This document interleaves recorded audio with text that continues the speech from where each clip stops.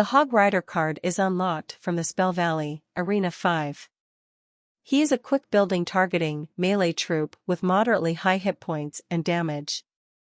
He appears just like his Clash of Clans counterpart, a man with brown eyebrows, a beard, a mohawk, and a golden body piercing in his left ear who is riding a hog. A Hog Rider card costs 4 elixir to deploy. Tracker. Honest Game Trailers, Deathloop. X. Logo. Strategy. When he is jumping over the river, he cannot be targeted by any ground attacking units. The log and earthquake will fail to damage a Hog Rider while he is jumping. Air troops can still attack him though, and the Inferno Tower and Inferno Dragon will continue to ramp up their damage. When countering Hog Riders, obviously use buildings. But be wary as the offender would usually play around it with cards such as Earthquake. Air swarms such as Minion Horde can help due to the Hog's usual support tools not countering them. On the offender side, a powerful move is to accompany him with an Earthquake, obilerating almost every building, and also grounded swarms. To a lesser extent, lightning could also be used, retaining the same point of almost destroying every building while also crippling troops such as the Wizard or the Hunter. The log could also be an effective first play as a cycle, but it only kills swarms and sometimes a non-center placed tombstone. The Hog Rider can be paired with the Lumberjack as both a swarm bait and damage combo. It is a very fast combo with an extremely high damage output potential, so the defender will likely try to counter it with a swarm. If this happens, the offender should use a spell like arrows to render the defender poetically defenseless. If they manage to defeat the Lumberjack, the dropped rage will make the Hog Rider even more dangerous than it normally is. A fast and deadly combination is the Hog Rider and Mini PKK combo. Both units are fast, but the Mini PKK does much more damage and does not attack only buildings, so the Mini PKK can deal with troops like the Executioner and Musketeer. However, this combo can be defeated with swarms like Skeleton Army, which will defeat both of them since neither of them can deal area damage. They are also unable to target air troops, so the Minion Horde can stop this easily. A Hog Rider, combined with a Goblin Barrel, can be awkward for the opponent to defend against. Timing it so that the Hog Rider is tanking the tower shots for the Goblins is the most effective way to deal damage. A Barbarian Barrel can shut this down with minimal tower damage for a positive elixir trade, as long as the Goblin Barrel was placed directly on the tower. Use another card to counter the Hog Rider if it is necessary. His fast move speed can boost forward mini tanks like an Ice Golem in a push. At the same time, he can also function as a tank for lower hit point troops such as goblins, as he still has a fair amount of health. However, the Hog Rider struggles with swarms, as they can damage him down and defeat him quickly while obstructing his path. Barbarians in particular can fully counter him without very strict timing on the defender's part, though they are vulnerable to spells. Use this to your advantage by placing a bulky swarm dealer in front of the Hog Rider, for example. Ice Golem, Valkyrie, so that the Hog Rider can transport it to the tower faster and also get protection from swarms. Most cheap swarms complement the Hog Rider well, as they are nearly as fast as him and usually force more than one card out of the opponent's hand. The Hog Rider in conjunction with the freeze can surprise the opponent and allow the Hog Rider to deal much more damage than anticipated, especially if the opponent's go-to counter is a swarm or swarms are their only effective counter to him. Skeletons and bats will immediately be defeated by the spell, while spear goblins, and minions will be at low enough health to be defeated by a follow-up small spell. Against non-swarm troops, it can deal a lot of damage during the freeze time, but this can allow the opponent to set up a massive counter-push.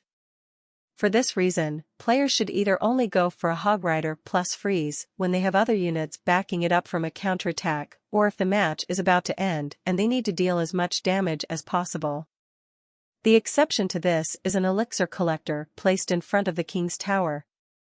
If a Hog Rider placed at the bridge, he can destroy the collector for a positive elixir trade, though the damage from both Princess Towers will usually mean he does not survive to deal any damage to them. However, if the opponent sends in defending troops, it can be an opportunity to gain spell damage value. It is obviously not a good idea to send in a Hog Rider simply to destroy a building, especially if it is the only building targeting unit available, as defeating crown towers becomes substantially more difficult. Spells or simply waiting out the lifetime of the building are more effective. When there are buildings placed in the middle to counter the Hog Rider, understanding the placement of the Hog Rider and the type of building placed can help the Hog Rider to bypass certain buildings. Passive buildings such as spawners have a larger hitbox than defensive buildings, which means that if a passive building was placed 3 tiles away from the river in the middle of the opponent's side, then it is impossible for the Hog Rider to bypass that placement, as the Hog Rider will get pulled to that building. The Hog Rider can kite very fast non-building targeting troops due to his own very fast speed and building only targeting if he is placed on the 4th tile from the bridge, slightly into the opposite lane. He can also stall grounded units when placed right at the bridge. He will pull them towards him while deploying and then be untargetable by them when he jumps over the bridge. After landing, he will pull them back. This can be useful when the player needs to deal damage in the same lane they are defending. It will also help separate troops behind a tank in a large push. A very powerful combo is the Hog Rider, the Musketeer, and the Valkyrie, typically referred to as the trifecta. The Musketeer will defend against most troops, while the Valkyrie can protect her and the Hog Rider from swarms or high damage units. The Hog Rider is used to deal damage to the tower. However, this is for a whopping 12 elixir. This can be effectively countered by lightning, one-shotting the Musketeer and severely damaging both the Valkyrie and Hog Rider. The Minion Horde is also effective, but the enemy can zap them and the Musketeer will one-shot them all. Even if the Musketeer is defeated, the Hog Rider and Valkyrie will have enough time to severely damage the tower. The Hog Rider should be placed behind the Valkyrie to give it a boost so that it stays in front of the Hog Rider, protecting it. Pairing the Hog Rider with the balloon can deal devastating damage. If executed properly, the Hog Rider will act as a tank while the balloon threatens to deal massive damage. The Hog Rider can also destroy any buildings attempting to slow down the combo. However, this combo is very vulnerable to swarms and anti-air cards, as neither of the troops target anything but buildings. Additionally, they are easy to separate, due to the disparity in move speeds. Alternatively, the Hog Rider and the balloon can be played in different lanes to spread the opponent's defenses thin. However, a building or tornado can bring them back together for an easier defense. A solid play is to deploy the Hog Rider at the bridge as soon as the match starts or when you reach 10 elixir, which is safer. If the opponent does not react fast enough or has a bad starting hand, the Hog Rider will deal a significant amount of damage to the Princess Tower. This can also allow the player to quickly scout the opponent's deck if they happen to react to him fast enough. A hunter can kill the Hog Rider in 2 hits if placed right on top of it. However, if the opponent places something in front of the Hog Rider, the hunter's splash will transfer overkill damage to said card.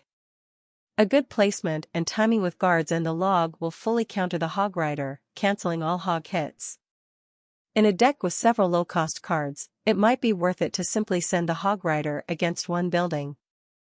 These decks, called cycle decks, shuffle their card rotation quick enough that they will arrive to their next Hog Rider before the next hog counter arrives in the opponent's card rotation. Defensive buildings have a smaller hitbox than a passive building, which means if a defensive building was placed 3 tiles away from the river in the middle of the opponent's side, a Hog Rider placed at the very left or right side of the arena may be able to bypass it due to its smaller hitbox. If the player has a building already placed down in the center of the arena, and the opponent tries to bypass it with a Hog Rider at the edge of the arena, they can use certain air troops to push the Hog Rider towards the building as it jumps over the river, effectively denying the bypass attempt.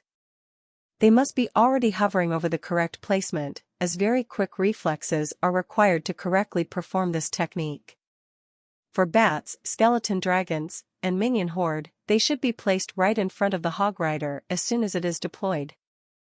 For minions, Skeleton Barrel, Mega Minion, Flying Machine, Electro Dragon, Baby Dragon, Inferno Dragon, Balloon, and Lava Hound, stagger the above placement one tile to the right.